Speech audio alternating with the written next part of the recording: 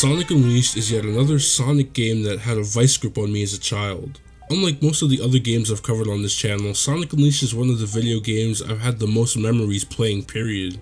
The thing is, despite how much I've played this game as a kid, like damn near every other Sonic game I've covered on this channel, I haven't played it since the year after it came out. So here I am, once again, ready to recount the nostalgia romp this blue hedgehog took me on once again.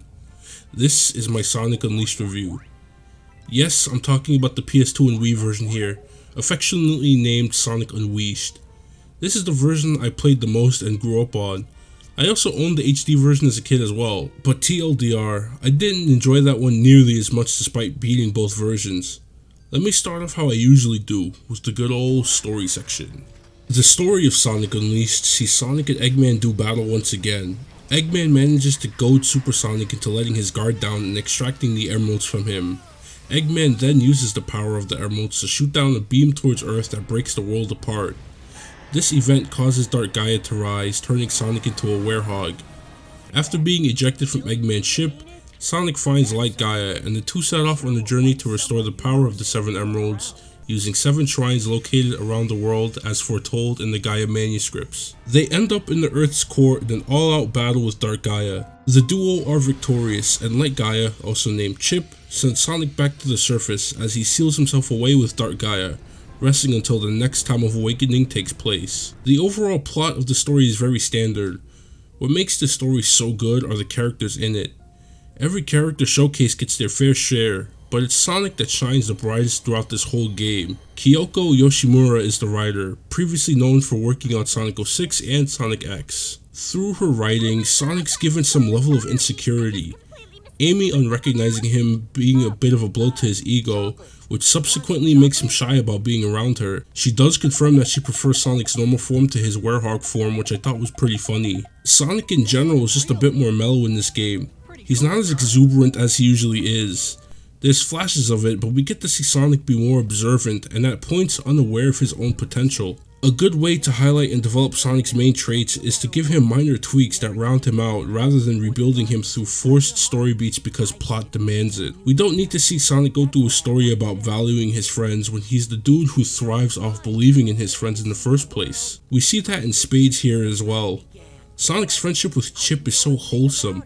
All they do is big each other up and high-five a bunch. Their friendship rules. Speaking of Chip, he's the one-off character of the week here. He spends most of the story trying to remember who he is and finally does after receiving his memories in the Adabat Temple. Chip is pretty much comic relief for the entire story. There's small moments with him and Sonic that make me laugh, like when he hits Sonic in the back of the head and Sonic tries to grab him all without missing a single step. Once he remembers that he's literally God, he becomes much more reliable because, well, he's God. In contrast to Sonic being more mellow, Eggman is on go mode from the very beginning. Despite being goofier than he was in previous titles, Eggman still very much has that killer instinct about him.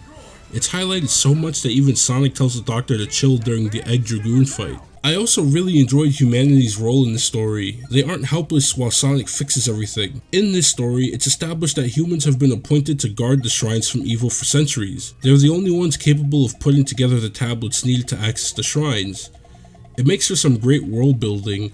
I like it when the humans get involved in Sonic stories in ways that make sense. It helps that all the dialogue is charming as well.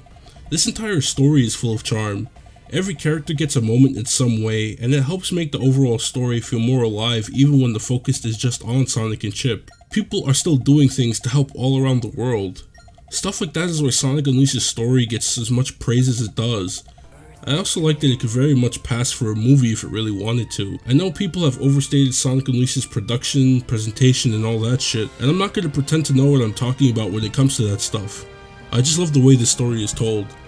Now it's time to dive into this gameplay. Along the way, I'll compare versions of this game, as despite being the same title, Sonic Unleashed is quite different in gameplay style between both versions. I believe the SD version doesn't have Savannah, Citadel, and Empire City levels on the world map. Sonic in both versions has a boost gauge, but the SD version treats the boost gauge as sectioned meters. You start with 3, and every 30 rings you gain extra meters.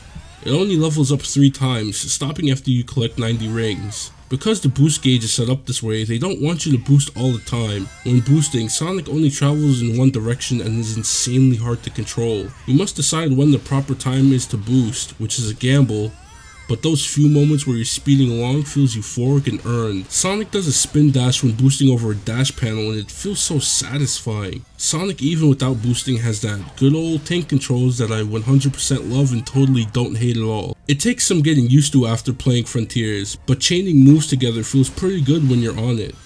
A single misstep or wrong input can completely halt your progression at times though. It's so hard to gather yourself after a fuck up sometimes, and you might boost to get yourself back on track, but end up dying or hitting a wall. I'm so glad we've gone away from the tank controls in Sonic. Unlike the HD version, Sonic doesn't need to find upgrades. He has the stomp, light speed dash, and wall jump from the start.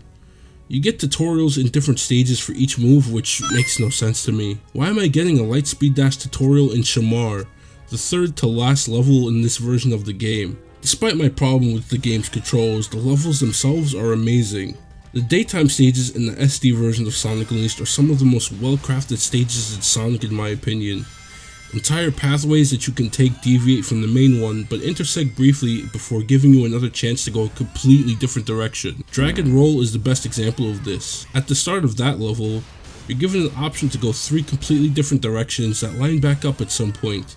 The 2D section also has about 3 pathways you can take, and the third section of the level can either see you run on the main road, go through some caves, or say nuh-uh to all of that and surf along the water. You can experience multiple levels in different ways each time you replay them, and that's the kind of replay value I look for in Sonic games. Ironically, the Werehog stages are much more linear from my assessment. The Werehog between both versions is pretty much the same. Both have a level up system, but the HD version allows you to choose which stats to level up. SD Werehog only gets 3 things to level up, and they only go up to level 5 each. You don't have to grind to max out the Werehog in the SD version. You can get there comfortably by late game if you search every nook and cranny for red orbs that fill the meter. Blue orbs fill your unleashed power gauge, which increases attack power. Both versions have combos that can be unlocked, but the combat is middling. You're lucky to get some of these off before an enemy attacks you from behind. By that point, you'll just default to the default combo because it's quick and does damage regardless. Unlike the one big continuous level for the Werehog in the HD version, the SD version elects to split the stages up into acts. Each act takes anywhere between 4 to 6 minutes to complete. This is the same in the HD version, except it's only one stage, which I prefer over the SD version. There isn't much that I could say about the Werehog that hasn't already been said. I think it's alright. It's not very fitting of a Sonic game, at least not with Sonic as the main combat guy. If this game followed a formula like Sonic goes through these stages in the daytime, but by night he's fighting the bosses as the Werehog, I think it would have been much more well received as a concept. Speaking of bosses, during the daytime, Sonic fights Eggman's numerous contraptions, while by night, Werehog Sonic fights various temple guardians formed by Dark Gaia's power. The Egg Dragoon fight near the end is a classic, but my favorite out of all of them was this fight in Shamar. It's just Werehog Sonic walking into a battle arena and throwing hands with a beast. No mooks to fight too, it's just a straight up one-on-one. The final boss is very different in both versions. The SD version starts out with this sick Punch-Out inspired fight. Then Sonic does damage to Dark Gaia, causing the god to transform, before Super Sonic finally fights it in this Sonic 06 inspired boss fight. I personally prefer the SD version. The HD version obviously goes for scale, but the Nights into Dream inspired controls and quick time events don't do it for me. I had fun with that stuff too, but I prefer the simplicity of the boss fight in the SD version. It still felt epic. Completing bosses and stages while collecting enough rings and finishing under a certain time grants an S rank. Getting an S rank gives you 3 medals depending on which stage you're doing. So Sonic collects Moon medals while Werehog Sonic collects Sun medals. 3 per each act, but there are challenge missions you can do to gain individual medals. For some reason, these are mandatory for daytime Sonic but not Werehog Sonic. No reason why all of these just couldn't be optional.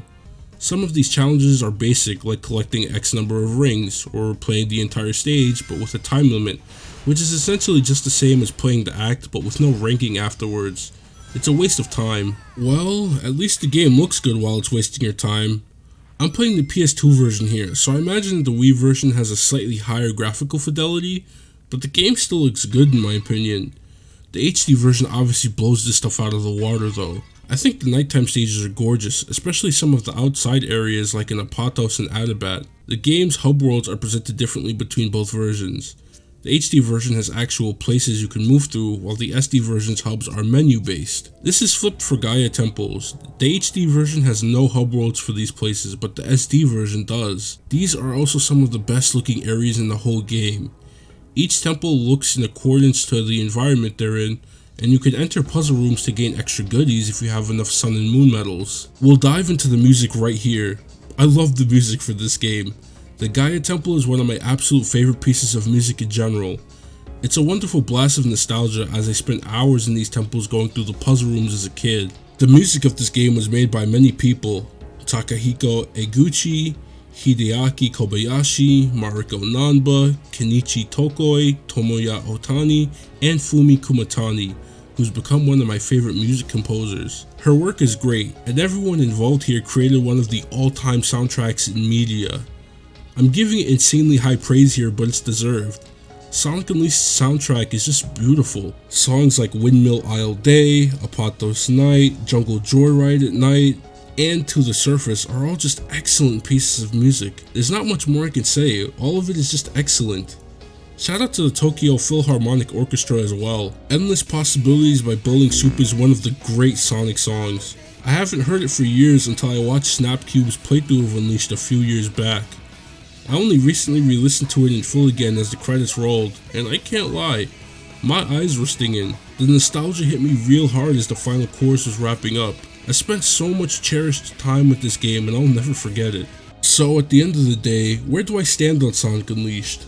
I'm not afraid to admit that my nostalgia took hold like a vice grip as I played this game.